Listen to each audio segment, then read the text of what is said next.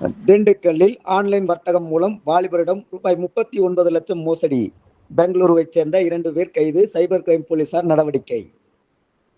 திங்கட்கிழமை இரவு 12 மணி அளவில் கிடைக்கப்பெற்ற தகவலின்படி, திண்டுக்கல் பிள்ளையார்நத்தம் பகுதியைச் சேர்ந்த நாராயணசாமி மகன் சரவணகுமார், வயது 41.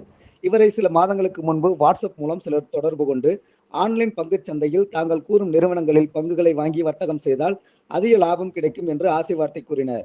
இதை நம்பிய சரவணகுமார் பல தவணைகளாக 9 வங்கி கணக்குகள் மூலம் ரூபாய் 39 லட்சம் செலுத்தினார்.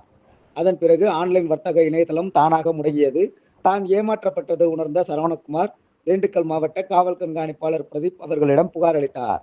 அதன் பேரில் சைபர் கிரைம் ஏடிஎஸ்பி தெய்வம் மேற்பார்வையில் ஆய்வாளர் விக்டோரியா லூர்து மேரி, சார்பு ஆய்வாளர் லாய்டு மற்றும் போலீசார் வழக்கு பதிவு செய்து ஒரு வங்கி கணக்கில் இருந்து 10 லட்சத்தை மீட்டனர்.